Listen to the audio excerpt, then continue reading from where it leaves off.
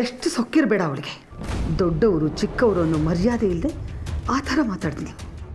ಅದು ನನ್ನ ಮುಂದೆನೇ ಸತ್ಯನ ಬಗ್ಗೆ ಅಪಹಾಸ್ಯ ಮಾಡ್ತಾಳೆ. ಸತ್ಯನ ಗುಣಕ್ಕೂ ಆ ದಿವ್ಯನ ಗುಣಕ್ಕೂ ಒಂಚೂರು ಸಂಬಂಧ ಇಲ್ಲ. ಎದುರುಗಡೆ ಬೆಣ್ಣೆ ಥರ ಮಾತಾಡಿ ಬೆನ್ನ ಹಿಂದೆ ಚೂರಿ ಹಾಕೋ ಆ ದಿವ್ಯ ಎಲ್ಲಿ, ನಮ್ಮ ಸತ್ಯ ಎಲ್ಲಿ? ಆದರೆ ಸತ್ಯ ನೋಡೋದಕ್ಕೆ ಒರಟಾಗಿರ್ಬೋದು, ಮನಸ್ಸು ಮಾತ್ರ ತುಂಬ ಮೃದು.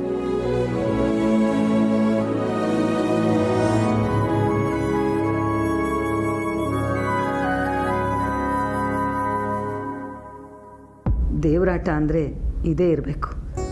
ದಿವ್ಯ ನಮ್ಮ ಮನೆ ಸೊಸೆಯಾಗಿ ಬರೋದನ್ನು ತಪ್ಪಿಸಿ ಸತ್ಯ ನಮ್ಮ ಮನೆ ಸೊಸೆಯಾಗಿ ಬರೋ ಹಾಗೆ ಮಾಡ್ದ. ಸತ್ಯ ಬಂದಾಗಿಂದ ನಮ್ಮ ಮನೆಗೆಲ್ಲ ಒಳ್ಳೆಯದೇ ಆಗಿದೆ. ಆದರೆ ಅದು ನನಗೆ ಅರ್ಥ ಆಗಲಿಲ್ಲ ಅಷ್ಟೆ. ಆದರೆ ಸತ್ಯ ಯಾಕೋ ಈ ನಡುವೆ ತುಂಬ ಸಪ್ಪಗಿದ್ದಾಳೆ, ಏನೋ ಬೇಜಾರಲ್ಲಿದ್ದಾಳೆ. ಏನಾಯಿತು ಅಂತ ಕೇಳಿದ್ರೆ ಹೇಳೋದು ಇಲ್ಲ ಹುಡುಗಿ. ಅವ್ರ ಮನೆಗೆ ಹೋಗಿ ಬಂದರೆ ಅವಳ ಮನಸ್ಸು ಸ್ವಲ್ಪ ಹಗುರ ಆಗಬಹುದೋ ಏನೋ. ಹೇಗೂ ಜಾನಕಿ ಗೌರಿ ಬಾಗಣ ತೊಗೊಂಡು ಹೋಗೋದಕ್ಕೆ ಕರೆದಿದ್ದಾರಲ್ವಾ, ಅಲ್ಲಿ ಹೋದರೆ ಅಮ್ಮ ಅಜ್ಜಿ ಹಳೆ ಫ್ರೆಂಡ್ಸು ಎಲ್ಲರ ಜೊತೆ ಮಾತಾಡಿ ಸಮಾಧಾನ ಆಗ್ಬಹುದೇನೋ ಅವಳಿಗೆ. ಅವಳು ತವ್ರ ಮನೆಗೆ ಹೋಗೋದೇ ಸರಿ ಅನಿಸುತ್ತೆ. ಅವಳ ಹತ್ರ ಇದ್ರ ಬಗ್ಗೆ ಮಾತಾಡ್ತೀನಿ.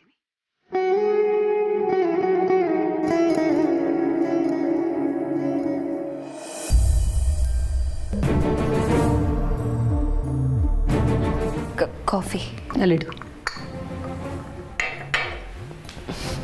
ಏ ಹುಡುಗಿ ಬಾಯ್ಲಿ. ನಿಮ್ಮಮ್ಮ ಫೋನ್ ಮಾಡಿದ್ರಲ್ವಾ? ಅತ್ತೆ ಅದು ಅದೇನು ಅದು ಅಂತ ರಾಗ ಎಳಿತಿದೀಯಾ? ಯಾಕೆ ಅಂತ ಕೇಳಿದೆ ಅಷ್ಟೇ.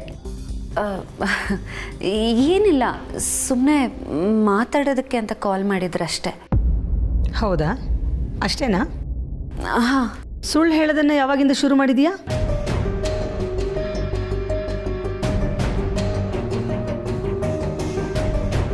ನಿಮ್ಮಮ್ಮ ಯಾಕೆ ಕಾಲ್ ಮಾಡಿದ್ರು ಅಂತ ನನಗೆ ಗೊತ್ತು. ಅತ್ತೆ ಅದು ಅಮ್ಮನ ಮನೆಗೆ ಹೋಗಿ ಬರ್ತೀನಿ ಅಂತ ಹೇಳೋದಕ್ಕೂ ಮುಜುಗುರನ ನಿನಗೆ?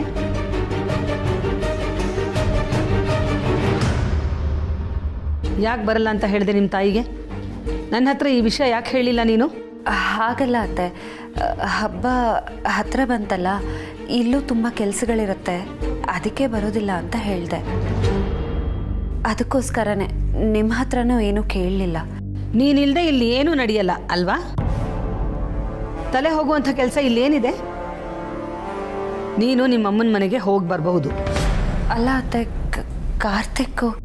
ನೋಡು ಹುಡುಗಿ, ಹೆಂಡತಿ ತವ್ರ ಮನೆಗೆ ಹೋದಾಗ ಅವಳನ್ನು ಬಿಟ್ಟಿರೋದು ಎಲ್ಲ ಗಂಡಸರಿಗೂ ಅನಿವಾರ್ಯ. ಅವನಿಗೂ ರೂಢಿ ಆಗಲಿ ಬಿಡು. ಅವನ ಬಗ್ಗೆ ನೀನು ತಲೆ ಕೆಡಿಸ್ಕೋಬೇಡ. ನೀನು ಹೋಗ್ಬಾ.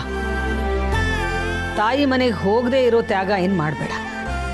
ನಾನು ಹೋದರೆ ಚಿಕ್ಕ ಮಾವ ಆಚೆ ಹೋಗದೆ ಇರೋ ಹಾಗೆ ತಡೆಯೋರು ಯಾರು? ಏನು ಮಾಡಲಿ ಈಗ? ಇದೊಳ್ಳೆ ಸಂಕಟ ಆಯ್ತಲ್ಲ.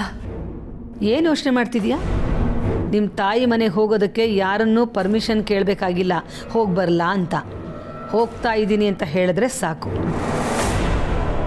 ಇವತ್ತು ಸಂಜೆ ನೀನು ನಿನ್ನ ತವ್ರ ಮನೆಗೆ ಹೋಗ್ತೀಯಾ ಅಷ್ಟೇ. ಸರಿ ಅತ್ತೆ. ಏನು ಸರಿ ಅತ್ತೆ? ಮತ್ತೆ ನನ್ನನ್ನು ನಿನ್ನ ತವ್ರ ಮನೆಗೆ ಕರಿಯಲ್ವಾ?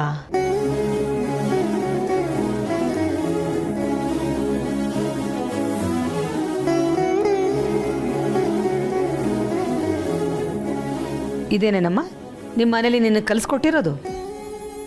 ಬನ್ನಿ ಅತ್ತೆ, ನೀವು ಬರಲ್ವೇನೋ ಅಂತ ಅಂದ್ಕೊಂಡೆ, ಅದಕ್ಕೆ ಕರೀಲಿಲ್ಲ. ನಿನಗೆ ನೀನೇ ಏನೋ ಅನ್ಕೊಳ್ಳೋದಲ್ಲ, ಮೊದಲು ಕರೆದು ನೋಡಬೇಕು. ಕ್ಷಮಿಸಿ ಅತ್ತೆ, ನೀವು ಬನ್ನಿ, ಅಮ್ಮನ ಮನೆಗೆ ಹೋಗಿ ಬರೋಣ. ನೀವು ಬಂದರೆ ನನಗಂತೂ ತುಂಬ ಖುಷಿ ಆಗುತ್ತೆ, ಅವ್ರಿಗೂ ಖುಷಿ ಆಗುತ್ತೆ. ಗಿರಿಜಮ್ಮ ಜಾನಕಿ ಅವರು ನನಗೆ ಮನೆಗೆ ಬನ್ನಿ ಅಂತ ಕರೆದಿದ್ದಾರೆ. ನಾನು ಕರೆದಾಗ ಅವ್ರು ಬಂದಿಲ್ವಾ? ಹಾಗೇನೆ ನಾನು ಹೋಗಬೇಕು, ಅದೇ ಮರ್ಯಾದೆ. ಆಯಿತು, ಸಂಜೆ ನಿಮ್ಮ ಜೊತೆ ನಾನು ಬರ್ತೀನಿ. ಸರಿ ಅತ್ತೆ, ಇಬ್ಬರು ಅಮ್ಮನ ಮನೆಗೆ ಹೋಗ್ಬಿಟ್ಟು ಬರೋಣ.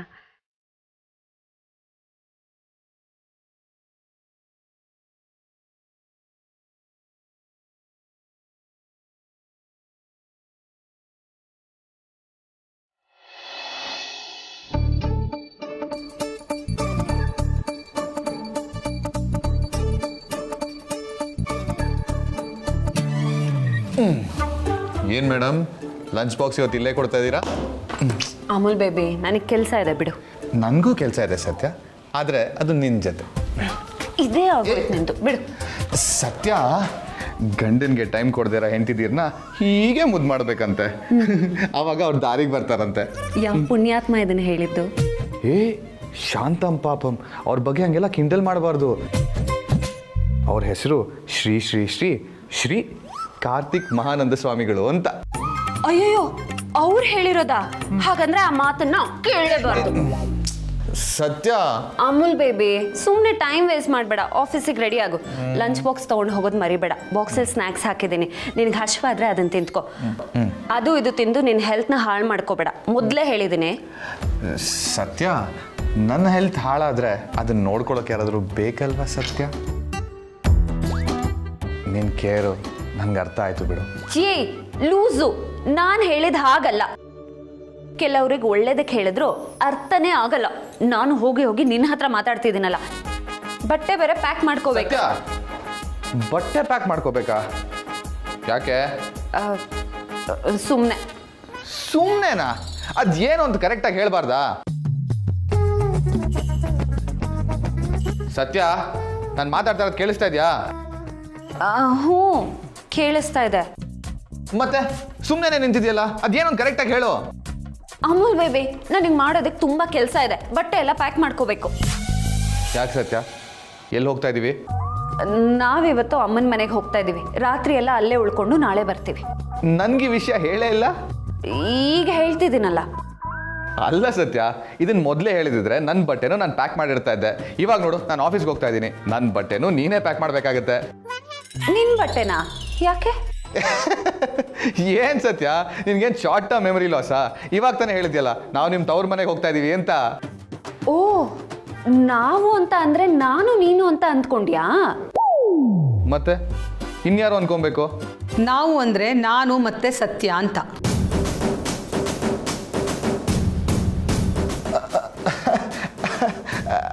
ಅಮ್ಮ, ನೀವಿಬ್ರು ಸತ್ಯ ಅವ್ರ ಅಮ್ಮನ ಮನೆಗೆ ಹೋಗ್ತಾ ಇದ್ದೀರಾ? ಯಾಕೋ, ನಾವಿಬ್ರು ಹೋಗ್ಬಾರ್ದಾ? ಅದರಿಂದ ನಿನಗೇನಾದರೂ ತೊಂದರೆ ಇದೆಯಾ? ಅಯ್ಯೋ, ನನ್ಗೇನು ತೊಂದರೆ ಇಲ್ಲ. ನನ್ಗೇನಕ್ಕೆ ತೊಂದರೆ ಇರುತ್ತೆ? ಹೋಗಿ ಬನ್ನಿ, ಧಾರಾಳವಾಗಿ ಹೋಗಿ ಬನ್ನಿ.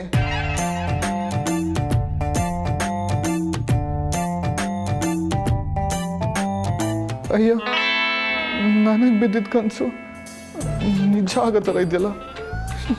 ಏನು ಮಾಡೋದು ಇವಾಗ? ಯಾಕೆ ಅಮೂಲ್ ಬೇಬಿ, ಶಾಕ್ ಆಯ್ತಾ? ಆಗದೆ ಇರುತ್ತಾ? ಅತ್ತೆ ಸೊಸೆ ಇಬ್ಬರು ಸೇರಿಕೊಂಡು ಶಾಕ್ ಮೇಲೆ ಶಾಕ್ ಕೊಡ್ತಾನೆ ಇರ್ತೀರಲ್ಲ.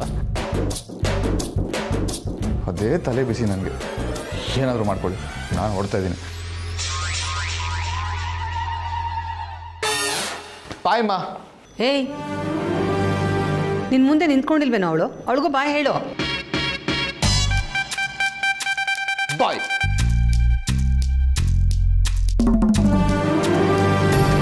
ಏ ಹುಡುಗಿ, ನೀನ್ಯಾಕೆ ಹಾಗೆ ನಿಂತ್ಕೊಂಡ್ಬಿಟ್ಟೆ?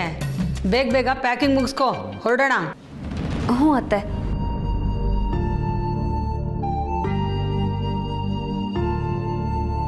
ಪಾಪ ಅಮೂಲ್ ಬೇಬಿ ಯಾವಾಗಲೂ ನನ್ನ ಜೊತೆನೇ ಇರಬೇಕು ಅಂತ ಅಂದ್ಕೋತಾನೆ. ಆದರೆ ನಮ್ಮಿಬ್ರಿಗೂ ಟೈಮೇ ಸಿಗ್ತಿಲ್ಲ. ಇನ್ನೊಂದು ಸ್ವಲ್ಪ ದಿನ ಅಮೂಲ್ ಬೇಬಿ, ಅತ್ತೆ ಸಂಪೂರ್ಣವಾಗಿ ನನ್ನನ್ನು ಸೊಸೆ ಅಂತ ಒಪ್ಕೊಂಡ್ಮೇಲೆ ನಾನು ಪೂರ್ತಿಯಾಗಿ ನಿನ್ನವಳೆ. ಸ್ವಲ್ಪ ದಿನ ತಾಳ್ಮೆಯಿಂದ ಕಾಯಿ ಪ್ಲೀಸ್, ನನಗೋಸ್ಕರ.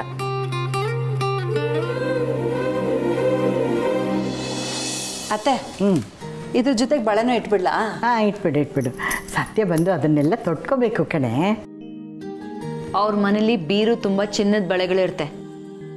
ನೀವು ಕೊಡೋ ಈ ಗಾಜಿನ ಬಳೆ ಹಾಕೋ ಅವಶ್ಯಕತೆ ಇಲ್ಲ. ಏ ಮಂಕದಿಣ್ಣೆ, ಮುತ್ತೈದೆಗೆ ಗಾಜಿನ ಬಳೆಗಳೇ ಶ್ರೇಷ್ಠ. ಹಾಂ, ಮೊದಲು ಗಂಡನ ಜೊತೆ ಪ್ರೀತಿಯಾಗಿರೋದನ್ನು ಕಲಿ. ಅದೆಲ್ಲ ನಿನ್ಗೆಲ್ಲಿ ಗೊತ್ತು. ನಮ್ಮ ಸತ್ಯ ನೋಡು, ಅವಳ ಗಂಡನ ಎಷ್ಟು ಚೆನ್ನಾಗಿ ನೋಡ್ಕೋತಾಳೆ, ಎಂಥ ಗೌರವ ಕೊಡ್ತಾಳೆ. ಅವಳನ್ನ ನೋಡಿ ಕಲ್ತ್ಕೋ. ಆ ದರಿದ್ರ ಸತ್ಯನ್ ಕಂಡ್ರೆ ಇವರಿಬ್ರಿಗೂ ಅದೇನು ಕುರುಡು ಪ್ರೀತಿನೋ. ಥೂ, ಇಲ್ಲಿರೋ ನನ್ನ ಬಗ್ಗೆ ಕಾಳಜಿನೇ ಇಲ್ಲ. ಅಲ್ಲಿ ಆರಾಮಾಗಿರೋಳನ್ನ ಕರೆದು ಮಣೆ ಹಾಕ್ತಿದ್ದಾರೆ. ಅವಳಿಂದ ನಾನೇನು ಕಲ್ತ್ಕೊಳ್ಳೋದು? ಕರ್ಮ. ಅತ್ತೆ, ನೀವು ಹೇಳಿದ್ದೆಲ್ಲ ತಂದಿದ್ದೀನಿ. ಹಾಗೆ ಇಷ್ಟು ಚಿಲ್ಡ್ರನ್ಗೆ ತಗೊಳ್ಳಿ. ತಗೊಳ್ಳಿ, ಇವನೇ ದೊಡ್ಡ ಚಿಲ್ಡ್ರೆ. ಮಿಕ್ಕಿರೋ ಚಿಲ್ಡ್ರನ ನಿಮ್ಮ ಕೈಲಿ ಕೊಡ್ತಿದ್ದಾನೆ. ನಿಮಗೂ ಇಂಥ ಚಿಲ್ಡ್ರೆಗಳೇ ಬೇಕಲ್ವಾ? ತಗೊಳ್ಳಿ.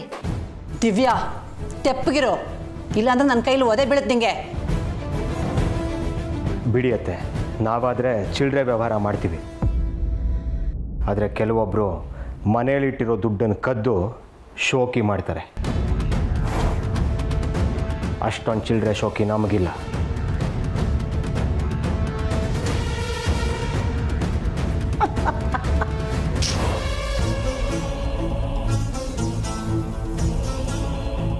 ಅಂದಾಗೆ ಅತ್ತೆ, ನೀವು ಹೇಳಿದಾಗೆ ಸೀರೆ, ತೆಂಗಿನಕಾಯಿ, 5 ಥರದ ಹಣ್ಣು, ಮಲ್ಲಿಗೆ, ಕನಕಾಂಬರ ಎಲ್ಲ ತಂದಿದ್ದೀನಿ. ಥ್ಯಾಂಕ್ಸ್ ಅಳಿಯಂದ್ರೆ, ನೀವೊಬ್ಬರೇ ಹೋಗಿ ತಂದಿದ್ದೀರಾ ಎಲ್ಲ.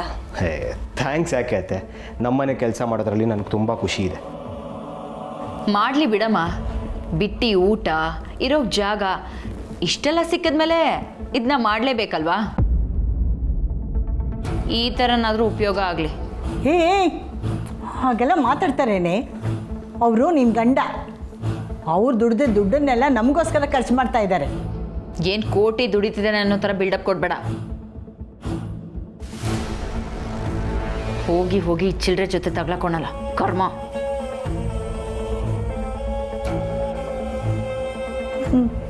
ಇವಳೇ ಒಂದು ದೊಡ್ಡ ಛತ್ರಿ, ಬೇರೆಯವ್ರಿಗೆ ಹೋಗಿ ಚಿಲ್ಲರೆ ಅಂತ. ಏನದು? ಇದೆಲ್ಲ ನಿನಗೆಲ್ಲ ಅರ್ಥ ಆಗುತ್ತೆ ಅಂದೆ. ಅಳಿಯಂದ್ರೆ ಬೇಜಾರು ಮಾಡ್ಕೋಬೇಡಿ.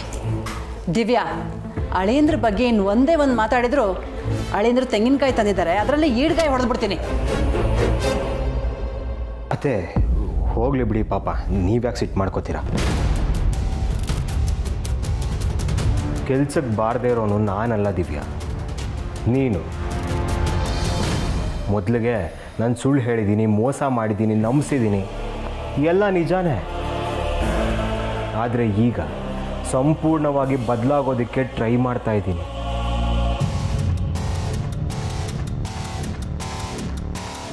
ನಮ್ಮ ಸಂಸಾರಕ್ಕೋಸ್ಕರ ಮೈ ಮುರಿದು ದುಡಿತಾ ಇದ್ದೀನಿ.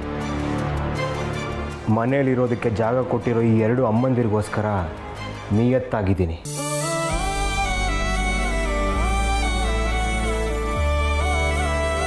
ಅನ್ನ ಹಾಕ್ತಿರೋ ಇವ್ರ ನಂಬಿಕೆ ಉಳಿಸ್ಕೊಳ್ಳೋಕ್ಕೋಸ್ಕರ ಬದಲಾಗಿದ್ದೀನಿ. ನನ್ನಿಂದ ಇವ್ರಿಗೆ ಹೆಲ್ಪ್ ಆಗುತ್ತೋ ಇಲ್ವೋ ನನಗೆ ಗೊತ್ತಿಲ್ಲ, ಆದರೆ ಏನು ತೊಂದರೆ ಆಗದೆ ಇರೋ ಥರ ಕಾಳಜಿ ವಹಿಸ್ತಾ ಇದ್ದೀನಿ. ಆದರೆ ನೀನು ನಾನೇನೋ ಮಾಡಿದೆ? ಮನೇಲಿ ಕೂತು ಮಾಡಬಾರ್ದು ಮನೆ ಹಾಡು ಕೆಲಸನೆಲ್ಲ ಮಾಡ್ತಿದ್ಯಾ. ನಿನಗಂತೂ ಮಾನ ಮರ್ಯಾದೆ ಇಲ್ಲ. ಅದ್ರ ಜೊತೆಗೆ ಇವ್ರ ಮಾನ ಮರ್ಯಾದೆ ಯಾಕೆ ಹರಾಜಾಗ್ತಿದ್ಯಾ? ಏಯ್, ಮುಚ್ಚೋ ಬಾಯ್ನ. ಮೊದಲು ನೀನು ಮುಚ್ಚು ಬಾಯ್ನ. ಸರಿಯಾಗಿ ಹೇಳ್ದೆ ಬಾಲ. ನೀನೇನು ಯಾರಿಗೂ ಹೆದರ್ಕೋಬೇಕಾಗಿಲ್ಲ, ಯಾಕಂದರೆ ನೀನೇನು ತಪ್ಪೇ ಮಾತಾಡಿಲ್ವಲ್ಲ. ಬಾಲ, ಸಿಟ್ಟು ಬರ್ಸ್ಬೇಡ. ಏನೋ ದೊಡ್ಡದಾಗಿ ಕಟ್ಟೆ ಹಾಕಿದ್ಯಾ ಅನ್ನೋ ಥರ ಮಾತಾಡ್ತಿದ್ಯಲ್ಲ, ಏನಾಗಿದೆ? ನಾನು ಮಾಡಿದ ತಪ್ಪಿಗೆ ಒಡವೆಗಳನ್ನ ಮಾರಿ ಎಲ್ಲನೂ ಸರಿ ಮಾಡಿದ್ದೀನಿ. ನೀನು ಕೈಲಾಗದೆ ಇರೋ ಥರ ನೋಡ್ಕೊಂಡು ನಿಂತಿದ್ದೆ. ನಿನ್ನ ಕಣ್ಣಿಗೆ ಹಾಕ್ಕೊಂಡ್ರೆ ಅದು ನನ್ನ ತಪ್ಪಲ್ಲ, ನಿನ್ನ ತಪ್ಪು. ಕೆಟ್ಟ ಕೆಲಸ ಮಾಡೋದಕ್ಕೆ ನನ್ನಿಂದ ಸಾಧ್ಯ ಇಲ್ಲ. ಒಬ್ಬ ಮನುಷ್ಯ ಪಶ್ಚಾತ್ತಾಪ ಪಟ್ಟು ಒಳ್ಳೆ ತಂದಿಂದ ಪ್ರಾಮಾಣಿಕವಾಗಿ ಬದುಕಬೇಕು ಅಂದ್ಕೊಂಡ್ರೆ ಅದು ಅಸಾಧ್ಯ ಅಲ್ಲ ಅನ್ನೋದಕ್ಕೆ ನಾನೇ ಎಕ್ಸಾಂಪಲ್.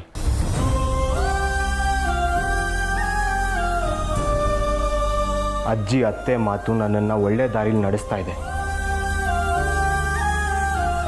ನಮ್ಮಮ್ಮನೂ ಇದ್ದಿದ್ದರೆ ನಾನು ಕೆಟ್ಟ ದಾರಿ ಹಿಡಿತಾ ಇರಲಿಲ್ಲ ಅನ್ನೋದು ಇವರಿಬ್ಬರನ್ನ ನೋಡಿ ಅನಿಸಿದೆ.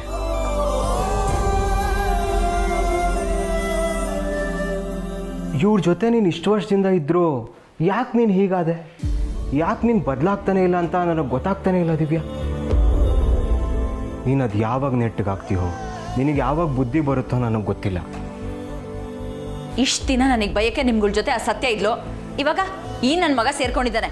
ಇನ್ನೂ ಏನೇನು ಅನ್ಭವಿಸ್ಬೇಕೋ ಈ ಕೊಂಪೆಲಿ. ಛೇ,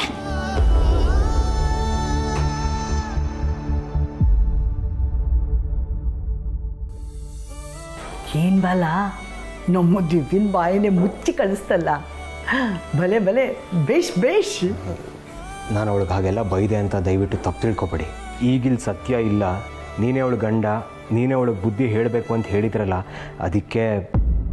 ಏನೂ ತೊಂದರೆ ಇಲ್ಲ ಅಳಿಯಂದ್ರೆ, ಅವಳಿಗೆ ಹೇಳಿದ್ರೇ ಅರ್ಥ ಆಗೋದು. ಒಟ್ಟಿನಲ್ಲಿ ಅವಳು ಸರಿ ಹೋದರೆ ಸಾಕು. ಏನು ಯೋಚನೆ ಮಾಡಬೇಡ ಕಣೆ, ಬಾಲ್ ರೆಬಲ್ ಆಗಿದ್ದಾನಲ್ಲ, ಬೇಗ ರಿಪೇರಿ ಆಗ್ತಾಳೆ.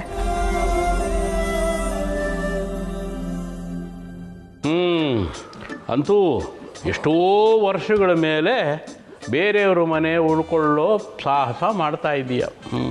ಇದಕ್ಕೂ ಗ್ರೇಟ್ ಕಣೆ. ಹಾಗಂದ್ರೆ ಅತ್ತೆ ಯಾವತ್ತೂ ಯಾರ ಮನೇಲೂ ಉಳ್ಕೊಂಡೇ ಇಲ್ವರ? ರಣಿ ಇಲ್ಲಮ್ಮ. ಅಕಸ್ಮಾತ್ ಉಳ್ಕೊಂಡ್ರು ಅಯ್ಯ ಅದು ಸರಿ ಇಲ್ಲ, ಇದು ಸರಿ ಇಲ್ಲ, ಆ ಮೂಲೆ ಸರಿ ಇಲ್ಲ, ಈ ಮೂಲೆ ಸರಿ ಇಲ್ಲ ಅಂತ ಬರೀ ಕೊಂಕು ಮಾತುಗಳೇ. ಅದಕ್ಕೆ ನಾನೇ ಹೇಳ್ಬಿಟ್ಟಿನಿ, ಎಲ್ಲೂ ಹೋಗಬೇಡ ಕಣೆ ಅಂತ.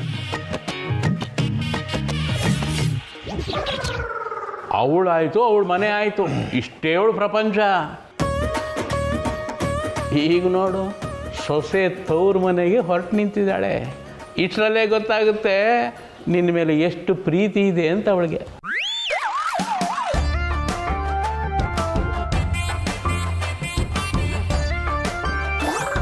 ಹೌದಾ ಅತ್ತೆ? ರೀ, ನನ್ನ ಕಾಲು ಎಳಿಬೇಕು ಅಂತಲೇ ಕಾಯ್ತಿರ್ತೀರಲ್ಲ ನೀವು. ಏನೋ ಹೋಗಿ ಬರೋಣ ಅನಿಸ್ತಪ್ಪ, ತಪ್ಪಾ? ಅಯ್ಯಯ್ಯೋ, ಖಂಡಿತ ತಪ್ಪಲ್ಲಮ್ಮ. ಧಾರಾಳವಾಗಿ ಹೋಗ್ಬಿಟ್ವ, ಯಾರು ಬೇಡ ಅಂತಂದ್ರು. ಅಷ್ಟಕ್ಕೂ ನಿನ್ನ ಮುಂದೆ ನಾನು ತಮಾಷೆ ಮಾಡೋಕ್ಕಾಗುತ್ತೇನೆ ಸೀತಾ? ಭಾವ, ಪಾಪ ಅಕ್ಕ, ಎಷ್ಟು ಕಾಲ ಎಳಿತೀರಾ ನೀವು? ಅದಕ್ಕೆ ಅಂತೂ ಇಂತೂ ನೀವು ಬೀಗರ ಮನೆಗೆ ಹೋಗ್ತಿರೋ ವಿಷಯ ಕೇಳಿ ಭಾಳ ಖುಷಿ ಆಯಿತು. ಹೂನಪ್ಪ, ಹೋಗ್ತಿರೋಳು ನಿನ್ನ ಹೆಂಡತಿ ಏನಲ್ವಲ್ಲ, ಅದಕ್ಕೆ ನೀನು ಖುಷಿಯಾಗಿರ್ತೀಯ ಬಿಡು.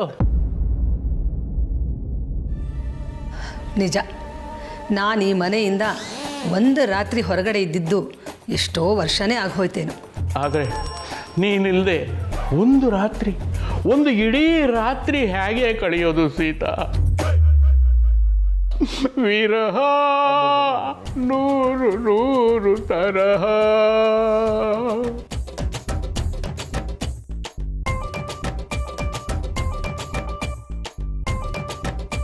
ನೋಡಿದ್ರೆ ಅದಕ್ಕೆ ಅಣ್ಣ ಆಲ್ರೆಡಿ ವಿರಹ ವೇದನೆಯಲ್ಲಿ ಬಿದ್ದು ಒದ್ದಾಡ್ತಾ ಇದ್ದಾನೆ. ಲಕ್ಷ್ಮಣ, ಹೂನಪ್ಪ, ಹೊರಡಾಡ್ತಾ ಇದ್ದೀನಿ. ಏನ್ರಿ ಇದು ಮಕ್ಕಳ ಮುಂದೆ ಬರ್ತಾ ಬರ್ತಾ ಒಳ್ಳೆ ಕಾಲೇಜ್ ಹುಡುಗರ ಥರ ಆಡ್ತಿದ್ದೀರಾ. ವಯಸ್ಸಾಗಿರೋದು ಬರೀ ದೇಹಕ್ಕೆ ಮಾತ್ರ ಸೀತಾ, ಮನಸ್ಸು ಲವ್ ಮಾಡ್ತಿರೋ ಕಾಲದಲ್ಲೇ ಇದೆ. ಸಿಕ್ಕಾಕೊಂಡಿದೆ. ಏನಣ್ಣ, ಇಷ್ಟು ವಯಸ್ಸಾದರೂ ನಿನ್ನ ಎಲ್ಲ ಘಟನೆಗಳನ್ನ ಚೆನ್ನಾಗಿ ಜ್ಞಾಪಕ ಇಟ್ಕೊಂಡಿದ್ಯಾ? ಅವೆಲ್ಲ ಮರೆಯುವಂಥ ಘಟನೆಗಳೇನಯ್ಯ. ರೀ, ನಿಮ್ಮನ್ನ ಮಾತಲ್ಲಿ ಯಾರು ಗೆಲ್ಲಕ್ಕಾಗತ್ತಾ? ಸುಮ್ಮನೆ ಏನಾದ್ರು ಹೇಳ್ತಾನೆ ಇರಬೇಡಿ. ಆದರೂ ಅಣ್ಣ, ಇವತ್ತಿನ ಲವ್ವರ್ಸ್ ಎಲ್ಲ ನಿನ್ನ ನೋಡಿ ಕಲಿಬೇಕು. ಪದ್ಮಶ್ರೀ ಕೊಟ್ಟರೆ ಸಂತೋಷ ಆಯ್ತು ಕಣಯ್ಯ. ಆದರೆ ನನ್ನ ಹೆಂಡತಿಗೆ ಇದೆಲ್ಲ ಅರ್ಥ ಆಗಲ್ವೇ? ರೀ, ಆಯಿತು ಆಯಿತು, ಸಂತೋಷವಾಗಿ ಹೋಗ್ಬಮ್ಮ, ಸಂತೋಷವಾಗಿ ಹೋಗ್ಬಮ್ಮ.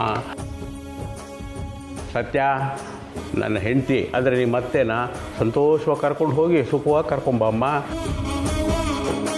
ಇರೋಳು ನನಗೆ ಒಬ್ಬಳೆ ಹೆಂಡತಿ.